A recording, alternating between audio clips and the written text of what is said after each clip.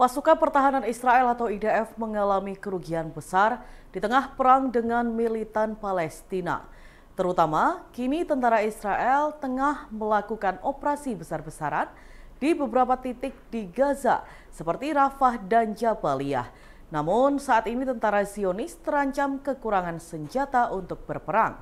Hal itu dikarenakan gudang tempat penyimpanan senjata dan amunisi Israel terbakar membara. Dikutip dari The Times of Israel, kebakaran itu terjadi di pangkalan militer Tel Hashomer di Ramat Gan. Insiden yang belum diketahui penyebabnya itu terjadi pada Selasa 14 Mei 2024. Lantaran api yang terlalu besar, sebanyak 12 mobil pemadam kebakaran pun kesulitan memadamkannya. Oleh sebab itu, pemerintah Tel Aviv menambahkan beberapa kendaraan penyedia air untuk membantu tim pemadam kebakaran. Dinas Pemadam Kebakaran dan Penyelamatan mengatakan sebanyak 28 tim pemadam berada di lokasi kejadian. Hingga saat ini belum diketahui secara pasti penyebab kebakaran tersebut. Namun pihak berwajib tengah menyelidiki kasus yang membuat senjata dan amunisi IDF ludes dalam waktu singkat ini. Helikopter yang ditumpangi Presiden Jokowi mendarat di alun-alun Kota Raha, Kabupaten Muna, Sulawesi Tenggara pada Senin 13 Mei 2024. Saking kencangnya angin yang ditimbulkan dari baling-baling helikopter sampai membuat dahan pohon patah dan menimpa 7 warga. Dilansir dari Kompas.com, para korban langsung dilarikan ke RSUD Laode Baharudin Muna untuk mendapatkan perawatan medis. Dari ketujuh warga tersebut, 5 diantaranya sudah diperbolehkan pulang. Sementara 2 orang lainnya yakni Reski 32 tahun dan Renggani 3 tahun masih dirawat di rumah sakit. Ibu dan anak itu tertimpa dahan pohon yang patah saat menanti kedatangan Presiden Jokowi. Atas kejadian ini, PJ Bupati Muna Bahrun telah menjenguk Rizky dan Renggani di rumah sakit. Ia memastikan biaya pengobatan korban ditanggung oleh Pemda. Adapun kedatangan Presiden Jokowi di Kabupaten Muna untuk melakukan sejumlah agenda, di antaranya mengunjungi RSUD Laode Baharudin dan Pasar Laino Raha. Sementara itu, PLT Deputi Protokol dan Pers Media Sekretariat Presiden Yusuf Permana mengatakan Reski akan mendapatkan bantuan sebesar 10 juta rupiah usai mengalami luka berat, termasuk juga mendapatkan 3 paket sembako. Sedangkan untuk kemungkinan korban lainnya, pihak istana masih terus melakukan pendataan. Menteri Kesehatan atau Menkes Budi Gunadisadikin membantah kabar bahwa pemerintah akan menghapus kelas 1, 2, dan 3 dalam BPJS Kesehatan. Menurut Budi, pemerintah hanya menyederhanakan layanan melalui kelas rawat inap standar atau KRIS.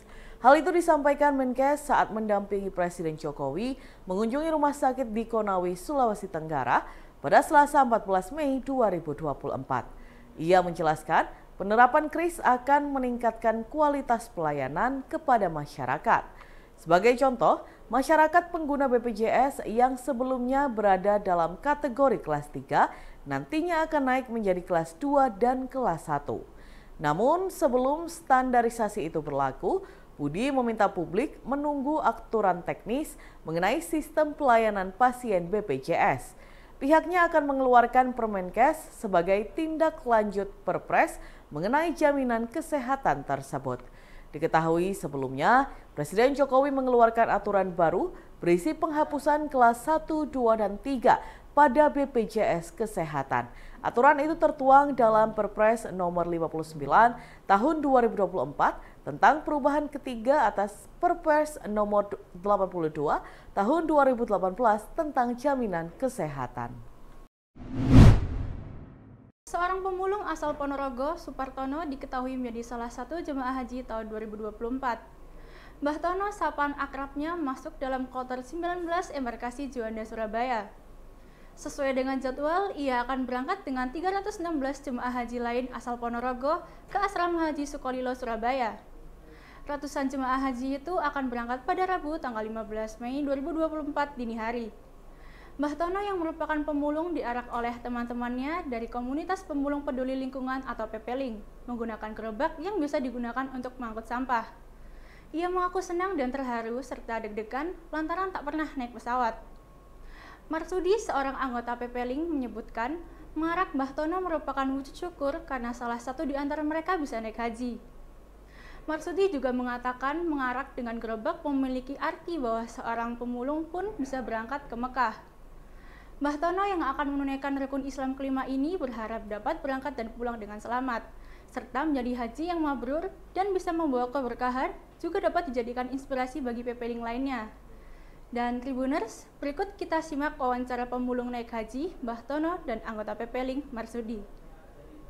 Perasaan saya terharu, alhamdulillah, ya seneng, ya ndredeg, karena belum pernah naik pesawat, belum pernah. Senang dedek, tapi saya hanya pasrah saja kepada Tuhan Yang Maha Esa. Saya pasrah itu saja. Tadi ketika diarak persiapan khusus gak Pak? Ya persiapan jalan-jalan, ya jalan sambil mulung itu, ya 5 kilo, ya biasanya itu keliling Ponorogo itu sambil bawa itu, yang tahu bapak-bapak tahu bawa saya bawa karung, ini tahu banyak yang tahu. Harapan Pak Tomo apa sih Pak? Semoga saya nanti berangkat selamat, pulang selamat, semua jamaah selamat, nggak ada halangan suatu apapun. Harapan itu. Pak, ini tadi kan diantar teman-teman Pak. Gimana, bangga, seneng atau gimana? Ya seneng saya, gimana memang terharu. Saya berangkatnya 83 itu saya beli becak itu 40.000, itu ngoyo. Saya jualan kambing 1, punya uang 5.000. Sepedanya bapak saya itu saya gadek nih 20.000 itu untuk beli becak. Beli becak 40.000 tahun 83 itu ngoyo sekali. Buat mulung itu juga Pak ya? Buat mulung itu.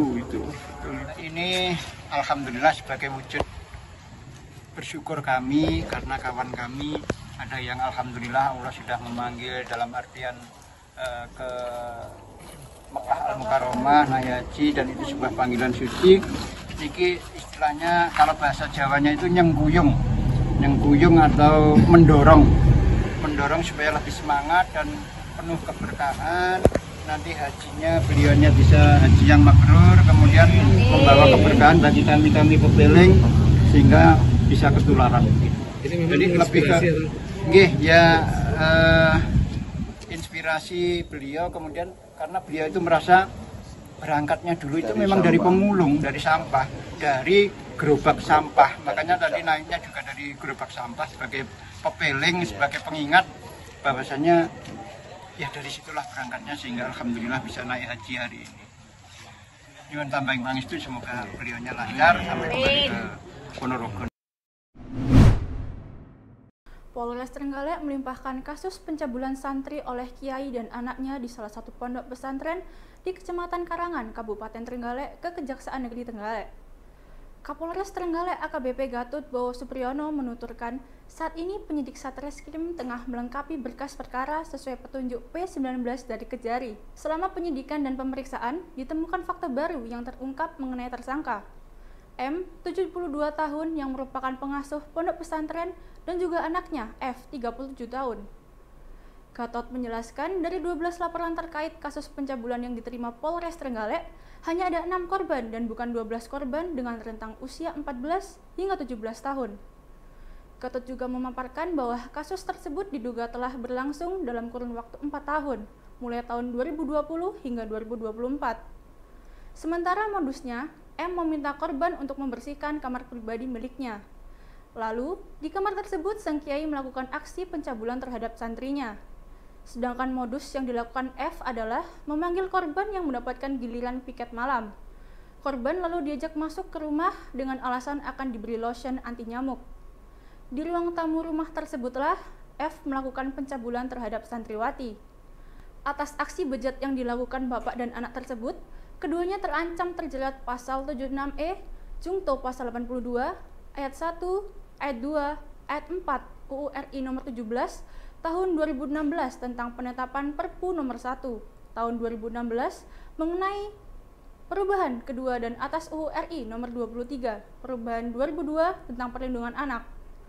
Mereka terancam pidana penjara paling singkat 5 tahun dan paling lama 15 tahun, serta denda paling banyak 5 miliar rupiah, ditambah sepertiga dari ancaman pidana. Selain itu, keduanya juga terancam terjerat pasal 6 huruf C, pasal 15 ayat 1 huruf B, huruf G UU RI nomor 12 tahun 2022 tentang tindak pidana kekerasan seksual, dengan ancaman pidana penjara paling lama 12 tahun dan atau pidana denda paling banyak 300 juta rupiah, dan serta pasal 294 ayat 1 dan 2, kedua KUHP dengan ancaman penjara paling lama 7 tahun. Dan Tribuners, berikut kita simak wawancara dengan Kapolres Trenggalek AKBP Gatot Bowo Supriyono. Hari ini Polres Trenggalek akan menyampaikan press release perkembangan kasus tindak pidana asusila atau pencabulan yang terjadi di wilayah hukum Polres Trenggalek, di mana kejadian yaitu terjadi di salah satu lembaga pendidikan di wilayah Karangan, di mana tersangka yang sudah kita lakukan penahanan kemudian penyidikan yaitu saudara M dan saudara MF. Perkembangan untuk kasus tersebut sampai dengan sekarang itu sudah kami limpahkan ke kejaksaan, kemudian dari kejaksaan ada beberapa petunjuk T19 yang akan segera kami penuhi, kemudian akan segera kami limpahkan kembali ke kejaksaan. Demikian rekan-rekan, barangkali ada yang perlu ditanyakan. Adanya pelapor ada berapa sekarang? Untuk pelapor atau korban sebanyak 6 orang siswi dari lembaga pendidikan tersebut. Download Tribun X sekarang, menghadirkan lokal menjadi Indonesia.